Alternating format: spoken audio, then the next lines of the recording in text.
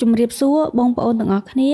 នៅថ្ងៃនេះខ្ញុំនឹងលើកយកករណីមួយដែលកើតឡើងលើនារីវៀតណាមម្នាក់នាងបានបាត់ខ្លួននៅហុងកុងជាច្រើនថ្ងៃទម្រាំតែក្រុមប៉ូលីសអាចស្វែងរកដំណឹងរបស់នាងឃើញប៉ុន្តែនាងគ្មានជីវិតទៀតទេ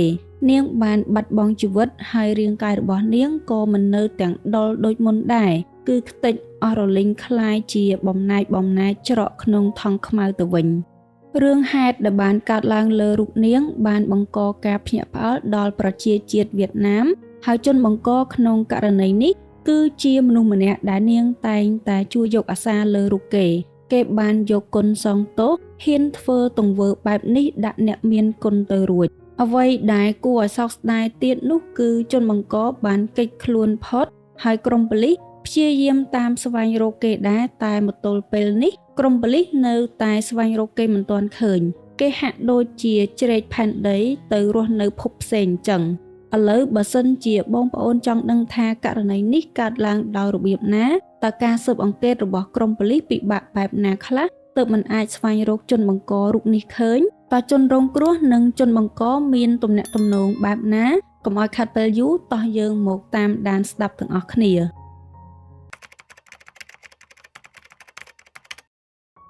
នៅយប់ថ្ងៃទី21ខែមិថុនាឆ្នាំ2025ក្រុមប៉ូលីសនៅទីក្រុងហុងកុងទទួលបានការតេរីការមួយពីនារីម្នាក់ក្នុងស្ថានភាពព្រួយបារម្ភអំពីការបាត់ដំណឹងបងស្រីរបស់នាងតាក់ទងមិនបានតាំងពីថ្ងៃបងស្រីរបស់នាងមានឈ្មោះថាលីសាមានអាយុ49ឆ្នាំជាជនជាតិវៀតណាមដែលបានមករស់នៅហុងកុងជាយូរមកហើយលីសាបានបាត់ខ្លួនបាត់ដំណឹងតាក់ទងមិនបានចាប់តាំងពីពេលនាងចាក់ចេញពីផ្ទះដែលស្ថិតនៅក្នុងតំបន់ម៉ុងកុកតាំងពីថ្ងៃដល់យប់អធ្រាត្រទៅហើយក្រុមគ្រួសាររបស់នាងនៅតែមិនទាន់ឃើញលីសាត្រឡប់មកផ្ទះវិញក្រុមគ្រួសាររបស់នាងបានព្យាយាមតាក់ទងសួរនាំអ្នកស្គាល់ជាច្រើនអ្នកឬទៅកន្លែងនានាដែលនាងធ្លាប់បានទៅក្រែងលោអ្នកទាំងនោះបានឃើញលីសាក៏ប៉ុន្តែម្នាក់សុទ្ធតែនិយាយដូចគ្នាថាមិនបានឃើញនាងឬក៏ជួបសូម្បីតែម្នាក់បើទោះបីជាក្រុមគ្រួសារទៅនាងយ៉ាងណាក៏ដោយក៏នៅតែតាក់ទងមិនបានហើយរឿងនេះនាំឲ្យក្រុមគ្រួសារទាំងមូលព្រួយបារម្ភពីសុវត្ថិភាពរបស់លីសាជាខ្លាំងហេតុនេះហើយទើបប្អូនស្រីរបស់លីសាសម្រេចចិត្តទេប្តឹងប៉ូលីសតាក់ទងអំពីការបាត់ខ្លួនយ៉ាងអាថ៌កំបាំងរបស់លីសាមិនធ្លាប់បាត់ដំណឹងតាក់ទងមិនបានពីមុនមកទេទង្វើរបស់នាងក្នុងពេលនេះវាខុសពីទម្លាប់រាល់ដងរបស់នាងលីសាជាមនុស្សមានទំនួលខុសត្រូវហើយបើនាងរវល់ខ្លាំងប៉ុណ្ណាមិនអាចលើកទូរស័ព្ទបានភ្លាមនាងនឹងឆ្លៀតទូរស័ព្ទទៅពួកគេវិញបន្ទាប់ពីនាងទំនេរដៃលីសាអត់ដែលទុកកូនចោលនៅសាលាអត់ទៅយកពេញមួយថ្ងៃព្រមទាំងមិនបានពឹងនរណាម្នាក់ឲ្យទៅទទួលកូនចេញពីសាលាជំនួសបែបនេះនាងបាត់ដំណឹងសូនឈឹងមិនខ្វល់ពីកូនហើយទេក៏មិនចូលថែមទៀតក្រុមគ្រួសាររបស់នាងយល់ឃើញថាការបាត់ខ្លួនរបស់នាងមានលក្ខណៈខុសប្រក្រតីវាមិនអាចទៅរួចឡើយដែលលីសាបាត់ដំណឹងតាក់ទងមិនបានដូចនេះក្រុមប៉ូលីសក្រោយពេលទទួលបានការរាយការណ៍នេះភ្លាមពួកគាត់មិនបានយកចិត្តទុកដាក់ខ្លាំងឡើយដោយគិតថាការបាត់ខ្លួនរបស់មនុស្សធំពេញវ័យអាចមកពីពួកគេរវល់ឬក៏ស្ទះចរាចរណ៍នៅតាមផ្លូវអត់ទាន់ទៅដល់ផ្ទះតែនៅពេលប្អូនស្រីរបស់លីសានៅតែសម្ដែងការព្រួយបារម្ភនិងព្យាយាមពន្យល់ក្រុមប៉ូលីសជាច្រើនលើកទើបក្រុមប៉ូលីសយល់ឃើញថាការបាត់ខ្លួនរបស់លីសាពិតជាមានអ្វីមិនស្រួលឬមានអ្វីដែលអាក្រក់បានកើតឡើងលើនាងមិនខានដោយហេតុថាវេលានោះវាយប់ហើយក្រុមប៉ូលីសក៏មិនទាន់បានចុះស្រាវជ្រាវភ្លាមដែរក្រុមប៉ូលីសរងចាំដល់ព្រឹកសិនសុំចុះស្រាវជ្រាវមួយវិញទៀតក្រុមប៉ូលីសចង់រងចាំមើលមួយយប់សិនក្រែងលោព្រឹកឡើងលីសាត្រឡប់ទៅផ្ទះវិញដល់ស្អែកឡើងត្រូវនឹងថ្ងៃទី22ខែមិថុនាឆ្នាំ2025លីសានៅតែមិនទាន់ឃើញត្រឡប់មកផ្ទះវិញក្រុមអ្នកស៊ើបអង្កេតក៏ចាប់ផ្ដើមបើកការស្រាវជ្រាវស្វែងរកលីសាជាផ្លូវការពួកគាត់បានទៅស្រាវជ្រាវសាកសួរព័ត៌មានពីកន្លែងលក់ទំនិញហាងអាហារនិងហាងសាឡុនកន្លែងនានាដែលលីសាធ្លាប់ទៅព្រមទាំងឆែកមើលគ្រប់កាមេរ៉ាសុវត្ថិភាពតាមដងផ្លូវតាមហាងឬក៏តាមអគារ ដើម្បីស្វែងរកតម្រុយរបស់លីសាឥឡូវយើងមកស្គាល់ពីប្រវត្តិរបស់លីសាបន្តិចសិនលីសាមានឈ្មោះជាភាសាវៀតណាមថាលឿងតឿតាំនាងមានអាយុ49ឆ្នាំលីសាកើតនៅក្នុងឆ្នាំ1976នៅក្នុងប្រទេសវៀតណាមនៅអំឡុងឆ្នាំ1989នាពេលនោះនាងមានអាយុ13ឆ្នាំក្រុមគ្រួសាររបស់នាងបានធ្វើអន្តោប្រវេសន៍ពីប្រទេសវៀតណាមទៅកាន់ទឹកដីហុងកុងពេលនោះហើយដែលនាងបានដូរឈ្មោះទៅជាលីសាលឿងលីសាធំធាត់នៅទឹកដីហុងកុងដូចនេះនាងអាចនិយាយភាសាចិនកតាំងបានយ៉ាងស្ទាត់ជំនាញក្រោយមកលីសានិងក្រុមគ្រួសារបានចូលសញ្ជាតិជាប្រជាជនហុងកុងនិងមានអត្តសញ្ញាណប័ណ្ណហុងកុងទាំងអស់គ្នាអស់រយៈពេល36ឆ្នាំដែលនាងរស់នៅហុងកុងឃ្លាតឆ្ងាយពីប្រទេសកំណើតលីសាបានខំប្រឹងធ្វើការដើម្បីរកប្រាក់ចំណូលមកជួយផ្គត់ផ្គង់ជីវភាពគ្រួសារនៅលើទឹកដីថ្មីពេលនាងធំពេញវ័យលីសាបានរៀបការជាមួយនឹងកូនកាត់ឥណ្ឌាវៀតណាមម្នាក់ដែលរស់នៅហុងកុងព្រមទាំងមានកូន2នាក់ជាមួយគ្នាកូនប្រុសមានអាយុ18ឆ្នាំរីឯកូនស្រីមានអាយុ12ឆ្នាំចំណងអាពាហ៍ពិពាហ៍ប្តីប្រពន្ធរបស់លីសាមិនបានដល់កោះត្រៃឡើយគឺនាងនិងប្តីបានសម្រេចចិត្តចែកផ្លូវគ្នាហើយកូនទាំងអស់លីសាជាអ្នកទទួលរ៉ាប់រងចិញ្ចឹមពួកគេបើតាមគ្រួសារនិងអ្នកស្គាល់គ្នាជាមួយនឹងលីសាបានរៀបរាប់ថាលីសាជាអ្នកម្ដាយម្នាក់ប្រកបដោយព្រហ្មវិហារធម៌បើទោះបីជាត្រូវចិញ្ចឹមកូនទាំង2នាក់ម្នាក់ឯងជីវភាពក៏មិនសូវប្រសើរក៏ដោយក៏លីសានៅតែទុកកូនជាធំនាងតែងតែផ្គត់ផ្គង់កូនទាំង2នាក់មិនឲ្យលំបាកស្រឡាញ់យកចិត្តទុកដាក់ផ្ដល់ភាពកក់ក្ដៅទំនុកបម្រុងពួកគេឲ្យបានសិក្សារៀនសូត្រនិងព្យាយាមផ្ដល់របស់គ្រប់បែបយ៉ាងដ៏ល្អបំផុតសម្រាប់កូនទាំង2នាក់លើពីនេះលីសាជាមនុស្សដែលរួសរាយរាក់ទាក់ចិត្តល្អចូលចិត្តជួយយកអាសាអ្នកដទៃនិងតែងតែបង្រៀនកូនឲ្យធ្វើជាមនុស្សល្អមានចិត្តអាណិតអាសូរនិងចេះជួយទុក្ខធុរៈអ្នកដទៃមួយរយៈពេលក្រោយមកលីសាបានតាក់ទងជាមួយនឹងបុរសម្នាក់ទៀតមានឈ្មោះថាខ្វាងគឺជាកម្មករសំណង់ដែលធ្វើការនៅទីក្រុងហុងកុងគាត់ជាបុរសពោះម៉ាយព្រមទាំងមានកូនស្រីម្នាក់មានអាយុ13ឆ្នាំក្រោយពេលលីសានិងខ្វាងមើលចិត្តគ្នាមួយរយៈពេលធំអ្នកទាំងពីរក៏សម្រេចចិត្តយកគ្នាធ្វើជាប្តីប្រពន្ធយកកូនទាំងអស់មករស់នៅក្រោមដំបូលតែមួយដែលមានសមាជិក5នាក់នោះគឺ2នាក់ជាកូនរបស់លីសានិងម្នាក់ទៀតជាកូនស្រីរបស់ខ្វាងហើយពួកគេរស់នៅក្នុងតំបន់ Prince Edward យ៉ាងចុះសម្រុងនិងប្រកបដោយសេចក្តីសុខបកមករឿងក្តីរបស់យើងវិញក្រុមប៉ូលីសបានដាក់ការសង្ស័យដំបូងលើប្តីរបស់លីសាតែគាត់មានសាក្សីបញ្ជាក់ថាពេញមួយថ្ងៃគាត់នៅកន្លែងធ្វើការមិនបានបាត់ទៅណាទើបក្រុមប៉ូលីសដកឈ្មោះគាត់ចេញពីបញ្ជីជនសង្ស័យរីឯអ្នកស្និទ្ធស្នាលមួយចំនួនទៀតក្រុមប៉ូលីសរកមិនឃើញសញ្ញាណាដែលគួរឲ្យសង្ស័យលើពួកគេសោះអញ្ចឹងហើយទើបនាំឲ្យក្រុមប៉ូលីសដកឈ្មោះពួកគេចេញពីបញ្ជីជនសង្ស័យទាំងអស់ក្រោមការខិតខំស្រាវជ្រាវពីខាងអ្នកស៊ើបអង្កេតនៅថ្ងៃទី23ខែមិថុនាឆ្នាំ2025ពួកគាត់រកឃើញថាលីសាបានឡើងឡានក្រុងជាមួយនឹងបុរសម្នាក់នៅប្រហែលម៉ោង 9:50 នាទីព្រឹកថ្ងៃទី21ខែមិថុនាឆ្នាំ2025ឡានក្រុងដែលលីសាជិះគឺធ្វើដំណើរទៅស្រុកឆុងសាវ៉ាន់បន្ទាប់ពីលីសាចុះពីឡានក្រុងនាងបានដើរចូលក្នុងអគារចំណាស់មួយជាមួយនឹងបុរសវ័យក្មេងម្នាក់នោះនឹងមិនឃើញនាងដើរចាក់ចេញពីអគារនោះមកវិញជារៀងរហូតបុរសវ័យក្មេងម្នាក់នោះមានអាយុចន្លោះពី25ទៅ35ឆ្នាំហើយនៅក្នុងកាមេរ៉ាសុវត្ថិភាពបានបង្ហាញតែបុរសម្នាក់នោះចាក់ចេញពីអគារម្នាក់ឯងដោយដៃរបស់គេមានយួរថង់សម្រាមយ៉ាងធំក្នុងដៃ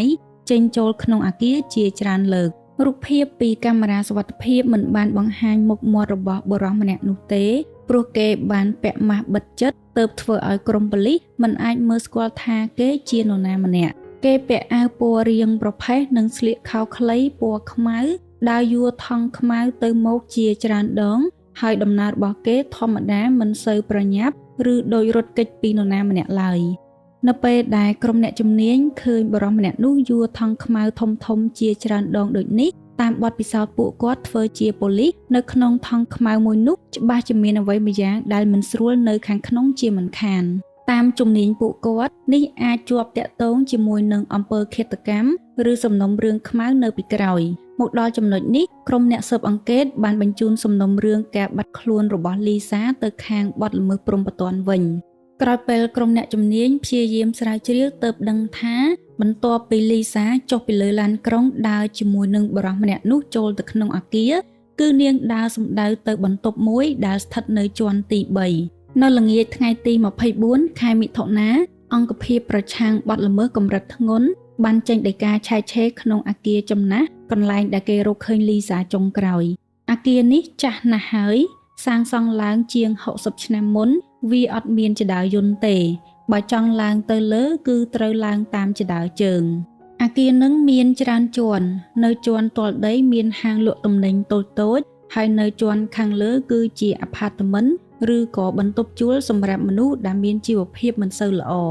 នៅពេលក្រុមប៉ូលីសទៅដល់ក្រុមប៉ូលីសឃើញថាបន្ទប់នោះទទេគ្មានមនុស្សរស់នៅតែក្លិនវិញឆ្អាបជះក្លិនអាសោចទ្រាំមិនចង់បានបើសភាពបន្ទប់តូចចង្អៀតមានទំហំប្រហែលជាជិត110ការ៉េក្នុងបន្ទប់មានគ្រែបាក់បែកមួយពុកកាចាស់មួយជើងទម្រអ៊ុតខោអាវមួយឆ្នាំងដាំបាយអគ្គិសនីមួយសរសៃអំបោះនីឡុងនៅរាយប៉ាយពេញបន្ទប់និងរបស់របរបន្តិចបន្តួចទៀតនៅលើជញ្ជាំងឥដ្ឋការ៉ូពីដានវិញប្រឡាក់ក៏ក្រិចមើលទៅមិនគួរឲ្យចង់រស់នៅក្នុងបន្ទប់ទឹកក្រុមប៉ូលីសរកឃើញទឹកសម្អាតមួយដបថ្នាំសម្រាប់មេរោគមួយដបនិងនៅលើគ្រែក្រុមប៉ូលីសរកឃើញដងកាំបិតធ្វើពីឈើបាក់ចេញពីផ្លែដែលប្រឡាក់ឈាមផងដែរនៅពេលក្រុមអ្នកស៊ើបអង្កេតយកចិត្តទុកដាក់ទើបពួកគាត់ឃើញថាមានស្នាមដានឈាមលើឥដ្ឋការ៉ូជញ្ជាំងនិងពីដានស្នាមដានឈាមទាំងអស់នោះវាស្ងួតអស់ហើយតែវាបន្សល់ស្នាមកេតក្រវេមក្រវាមពេញបន្ទប់ដែលជនល្មើសសម្អាតមិនបានស្អាតល្អហើយក្រុមប៉ូលីសក៏មិនឃើញមានសាកសពឬបំណែករាងកាយណាមួយនៅក្នុងបន្ទប់នោះដែរតាមការសន្និដ្ឋានរបស់ក្រុមប៉ូលីសបន្ទប់នេះច្បាស់ជាទីតាំងកើតហេតុហើយលីសាពិតជាជួបគ្រោះថ្នាក់ដល់អាយុជីវិតនៅក្នុងបន្ទប់មួយនេះបន្ទាប់មកក្រុមអ្នកស៊ើបអង្កេតបានប្រមូលយកវត្ថុតាងទៅរក្សាទុកនិងប្រមូលយកភស្តុតាង DNA ដែលស្ថិតនៅទីតាំងកើតហេតុដើម្បីបញ្ជូនទៅមន្ទីរពិសោធន៍មិនយូរប៉ុន្មានការតេស្ត DNA ក៏បានចេញលទ្ធផលសំណាក់ DNA ដែលរកឃើញនៅក្នុងបន្ទប់កើតហេតុគឺត្រូវគ្នាជាមួយនឹងគំរូ DNA របស់លីសាដែលបានបាត់ខ្លួនកាលពីប៉ុន្មានថ្ងៃមុនមកដល់ត្រឹមនេះករណីបាត់ខ្លួនរបស់លីសាមិនមែនជាការបាត់ខ្លួនធម្មតាទេតែវាជាករណីឃាតកម្ម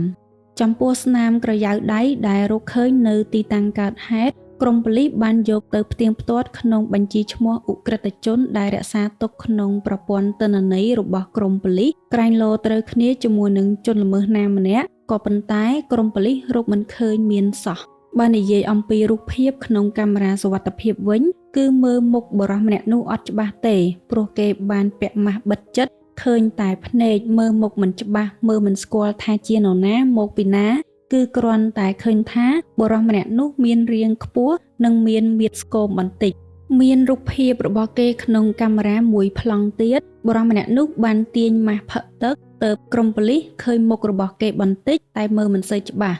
អ្វីដែលក្រុមប៉ូលីសដឹងបុរសម្នាក់នេះមិនមែនជាប្រជាជនហុងកុងគេអាចជាជនជាតិចិនឬក៏វៀតណាមដូចនេះហើយក្រុមប៉ូលីសព្យាយាមយកមុខមាត់របស់គេទៅផ្ទៀងផ្ទាត់ជាមួយនឹងទិន្នន័យរបស់ជនអន្តោប្រវេសន៍ដែលបានចេញចូលក្នុងហុងកុងក៏ប៉ុន្តែក្រុមប៉ូលីសនៅតែមិនទទួលបានដំរីវិជ្ជមានណាមួយ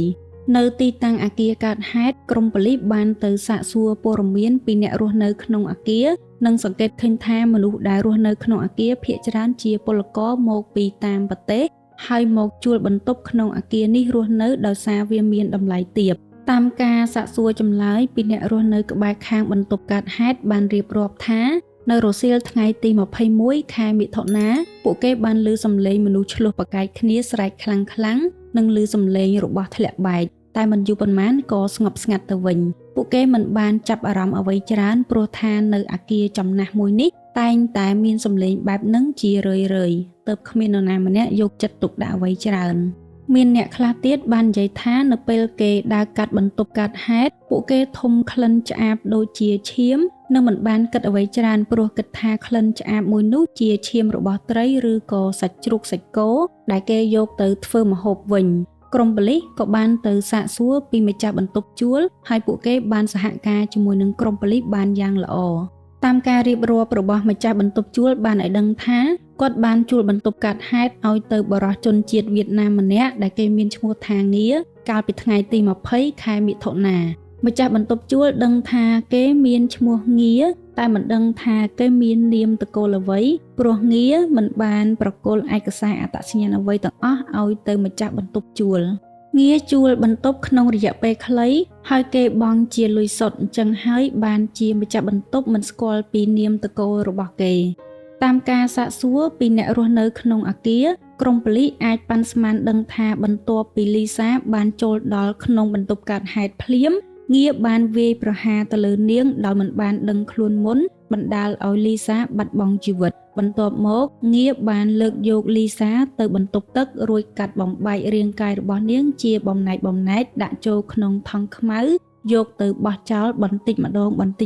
ញ្ជាការសង្ស័យក្រុមអ្នកជំនាញក៏បានទៅគំនោចាក់សម្រាមកាយរោគបំណែករាងកាយរបស់លីសាផងដែរបន្ទាប់ពីងារបានធ្វើទង្វើដ៏អាក្រក់ជាងសត្វទៅលើលីសារួចគេបានយកទឹកសម្អាតនិងថ្នាំសម្លាប់មេរោគទៅលាងសម្អាតក្នុងបន្ទប់កាត់ហេតុសឹមកិច្ចខ្លួនទៅបាត់នេះបញ្ជាក់ឲ្យឃើញថាងារមានគម្រោងការជាស្រេចនិងរៀបចំឡើងបានយ៉ាងហ្មត់ចត់ទុកជាមុនគេបានជួលបន្ទប់ទុកសម្រាប់ធ្វើសកម្មភាពដោយមិនបានប្រគល់ឯកសារសម្គាល់ខ្លួនពេលធ្វើសកម្មភាពចប់សពគ្រប់គេក៏កិច្ចខ្លួនទៅបាត់ក្រុមប៉ូលីសបានហៅអ្នកជំនាញគូររូបមកគូររូបរបស់ងារតាមការរៀបរាប់ពីអ្នកដែលធ្លាប់បានឃើញងារពីមុនមកនិងបានបញ្ចូលវាជាមួយនឹងរូបភាពពេលគេកំពុងទាញម៉ាស់ផឹកទឹកទើបក្រុមប៉ូលីសរកឃើញអត្តសញ្ញាណពិតប្រាកដរបស់ងារមានឈ្មោះពេញថាវៀនមីងងារមានអាយុ34ឆ្នាំងារជាជនជាតិវៀតណាមដែលមានស្រុកកំណើតនៅខេត្តបាក់សាងគេមានបងប្អូន4នាក់ឪពុកម្ដាយរបស់គេជាកសិករមានជីវភាពក្រីក្រតាំងពីតូចមកងារជាក្មេងមិនល្អខូចឆាប់ខឹងឆាប់ឆេវឆៅចូលចិត្តប្រើប្រាស់អំពើហិង្សាឧស្សាហ៍វ័យគ្នាជាមួយនឹងក្មេងដទៃទៀតគេជាមនុស្សចូលចិត្តកុហកនិងចូលចិត្តអួតក្អេងក្អាងដល់ធំឡើងគេគ្មានការងារធ្វើពិតប្រាកដនិងចូលចិត្តឲ្យគេហៅបងងារជាជើងកាងស្ទាវចេះសាក់ដៃសាក់ជើងផឹកស៊ីម្ដងអួតក្អេងក្អាងចូលចិត្តលេងល្បែងស៊ីសងនិងការជល់មាន់ងារធ្វើការស៊ីឈ្នួលគេបានប្រាក់តិចតួចយកទៅលេងល្បែងចាក់បាល់ពេលខ្លះទៅយកទៅជល់មាន់ជាដើមងារតែងតែខ្ចីលុយគេបើសិនជាអត់មានលុយដើម្បីយកទៅចាក់បាល់ឬក៏យកទៅលេងល្បែងបន្តិចម្ដងងារជំពាក់បំណុលគេវ៉ាន់កដល់ថ្នាក់ម្ចាស់បំណុលទៅតាមរោគរឿងបើពេលគេផឹកស៊ីស្វឹងតែងតែរោគរឿងកាប់ចាក់ហើយកាលពីឆ្នាំ2019ងារបានវាយគ្នានិងបណ្ដាលឲ្យបុរសម្នាក់បានបាត់បង់ជីវិតនៅស្រុកកំណើតគេត្រូវបានចោទប្រកាន់ពីបទមនុស្សឃាតនិងកំពុងតាមចាប់ខ្លួនយកមកផ្ដន្ទាទោសងារដឹងខ្លួនមុនរួចទៅសំងំលាក់ខ្លួនបន្ទាប់មកគេបានគេចចេញពីប្រទេសវៀតណាមតាមខេត្តគងណាមចូលមកប្រទេសចិនដោយរស់នៅជាមួយនឹងអ្នកស្គាល់គ្នាជាជនជាតិវៀតណាមរួចបានតាក់ទងទៅអ្នកនាំមនុស្សឆ្លងដែនខុសច្បាប់ចូលទឹកដីហុងកុងបានសម្រេចពេលមកដល់ទឹកដីហុងកុងងារបានសុំសិទ្ធិជ្រកកោនដោយប្រជាជនវៀតណាមផ្សេងទៀតដែលបានឆ្លងដែនមករស់នៅហុងកុងនិងសុំសិទ្ធិជ្រកកោនរស់នៅទីនោះមកដល់ដំបូងងារទៅធ្វើការជាជាងសំណង់ក្រោយមកគេទៅធ្វើការជាអ្នកលាងចាននៅហាងហ្វឺវៀតណាមពេលបានប្រាក់គេតែងតែយកទៅចាក់បាល់ហើយជារឿយងារតែងតែឆ្លោះវាយគ្នាជាមួយនឹងពលករផ្សេងទៀតឃើញមុខរបស់គេញញឹមបែបនេះតែចិត្តគំនិតរបស់គេវិញគឺអន់ជាខ្លាំងហើយជាមនុស្សដែលអាក្រក់រោគលេខដាក់គ្មានចំពោះទំនាក់ទំនងរវាងលីសានិងងារកើតចេញពីការអាណិតអាសូរជួយយកអាសាជាតិសាសន៍ខ្លួនឯងព្រោះថានៅពេលងារមកដល់ទឹកដីហុងកុងដំបូងលីសាបានឲ្យងារទៅស្នាក់នៅផ្ទះរបស់នាង 3-4 ថ្ងៃនាងបានជួយរកការងារឲ្យគេធ្វើថែមទៀតតែអំពើល្អរបស់លីសានៅតែមិនអាចយកឈ្នះចិត្តមនុស្សព្រៃដូចជាងារបានងារយកចិត្តសប្បុរសរបស់លីសាមកធ្វើបាបនាងគេបានខ្ចីលុយលីសាហើយមិនព្រមសងនាងវិញ លើពីនេះងារបានគម្រាមកំហែងជំរិតទារលុយពីលីសាផងដែរមានមួយពេលនៅដើមខែមិថុនាឆ្នាំ2025ងារសវឹងស្រាជោគជាំរួចទៅរកលីសានៅហាងហ្វឺស្រែកជំទាវទារលុយពីនាងដែលធ្វើឲ្យលីសាខ្មាស់គេផងនិងភ័យខ្លាចផងដើមហេតុដែលកើតឡើងលើនាងអាចបណ្ដាលមកពីរឿងលុយនេះឯងងារធ្វើទោសសងគុណដល់អ្នកមានគុណជួយយកអាសារុកគេ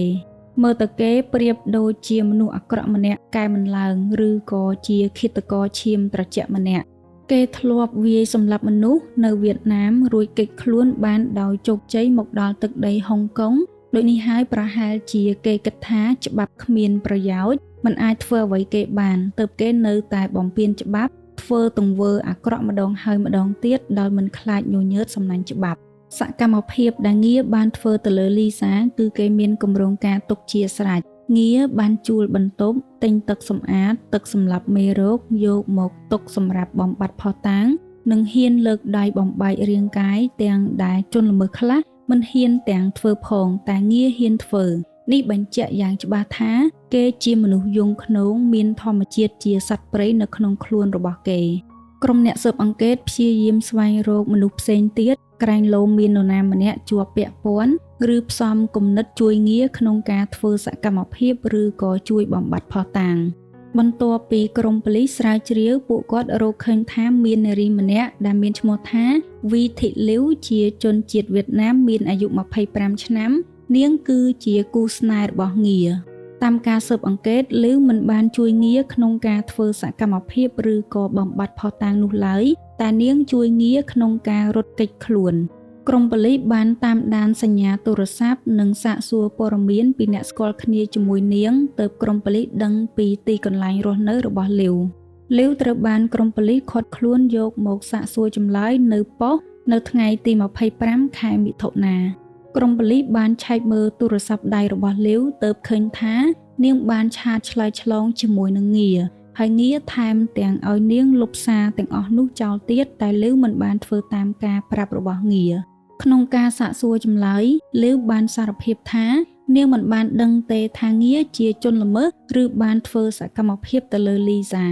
នាងបានអះអាងថានាងគ្រាន់តែជួយរកកន្លែងឲ្យគេស្នាក់នៅតាំងពីថ្ងៃទី21មកព្រមទាំងជួយរកទុកឲ្យងារចាកចេញពីហុងកុងនៅយប់ថ្ងៃទី23ខែមិថុនាលីវបាននិយាយថានាងយល់ព្រមជួយងារព្រោះតែចិត្តស្រឡាញ់ជាគូស្នេហ៍ចង់ជួយគ្នាអស់ពីចិត្តមួយវិញទៀតលីវខ្លាចថាងារខឹងអន់ចិត្តជាមួយនឹងនាងបើសិនជានាងមិនព្រមយល់ព្រមជួយគេឬក៏ធ្វើបាបនាងដូច្នេះហើយទើបលីវសម្រេចចិត្តជួយគូស្នេហ៍ចាកចេញពីហុងកុងពាក្យសារភាពនេះជួយឲ្យក្រុមប៉ូលីសអាចកំណត់ដឹងពីទីតាំងដែលងារអាចនឹងគេចខ្លួនទៅក្រុមប៉ូលីសបានចេញដីកាតាមប្រមាញ់ងារទូទាំងហុងកុងចែកចាយរូបភាពនិងព័ត៌មានលម្អិតអំពីងារគ្រប់ទីតាំងប៉ុស្តិ៍ប៉ូលីសប្រលានយន្តហោះកំពង់ផែនិងតាមច្រកព្រំដែនលើសពីនេះក្រុមប៉ូលីសហុងកុងក៏បានសហការគ្នាជាមួយនឹងប្រទេសចិននិងវៀតណាមតាមប្រមាញ់ងារយកមកផ្ដន្ទាទោសតាមផ្លូវច្បាប់ក៏ប៉ុន្តែមកទល់ពេលបច្ចុប្បន្ននេះក្រុមប៉ូលីសនៅតែមិនទាន់អាចចាប់ខ្លួនងារបានងារលាក់ខ្លួនបានឡើងជិតឈឹងក្រុមប៉ូលីសសហការគ្នាប៉ុណ្ណឹងហើយនៅតែមិនអាចរកគេឃើញចំណែកឯលីវវិញនាងត្រូវបានចោទប្រកាន់ពីបទខុបខិតជួយជនល្មើសរត់គេចខ្លួនដោយចេតនាបើយោងទៅតាមច្បាប់ហុងកុងលីវត្រូវជាប់ពន្ធនាគារយ៉ាងតិចណាស់15ឆ្នាំពីបទចោទប្រកាន់របស់នាងការសម្រេចក្តីរបស់លីវនៅមិនទាន់សម្រេចនៅឡើយទេគឺត្រូវរងចាំការជំនុំជម្រះក្តីចុងក្រោយសិនបើងារវិញក្រុមប៉ូលីសនៅតែបន្តតាមចាប់ខ្លួនគេបើសិនជាគេចាប់ខ្លួនបាននៅហុងកុងទម្ងន់ទោសរបស់គេអាចនឹងត្រូវជាប់ពន្ធនាគារអស់មួយជីវិតតែបើសិនជាគេចាប់ខ្លួនបាននៅប្រទេសវៀតណាមវិញពិតប្រាកដណាស់តុលាការវៀតណាមច្បាស់ជាកាត់ទោសប្រហារជីវិតទៅលើទម្ងន់ទោសរបស់ងាររឿងក្តីនេះទើបតែកាត់ឡើងថ្មីនេះទេជនបង្កនៅមិនទាន់ចាប់ខ្លួនបានយើងមានតែរងចាំមើលថាដំណើរការក្តីនឹងវិវត្តទៅជាយ៉ាងណា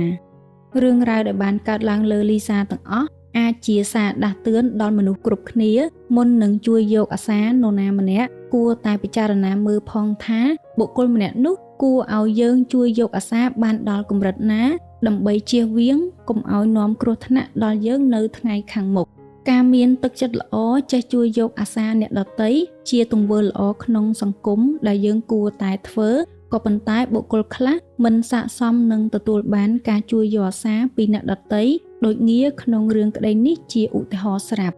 ចំពោះរឿងក្តីរបស់យើងនៅថ្ងៃនេះខ្ញុំសូមបញ្ចប់វាត្រឹមតែប៉ុណ្្នឹងហើយជាចុងក្រោយខ្ញុំសូមអរគុណដល់បងប្អូនទាំងអស់គ្នាដែលបានតាមដានស្ដាប់តាំងពីដើមដល់ចប់ខ្ញុំសូមជូនពរឲ្យបងប្អូនទាំងអស់គ្នាជួបតែសំណាងល្អសុខភាពល្អអរគុណច្រើនជម្រាបលា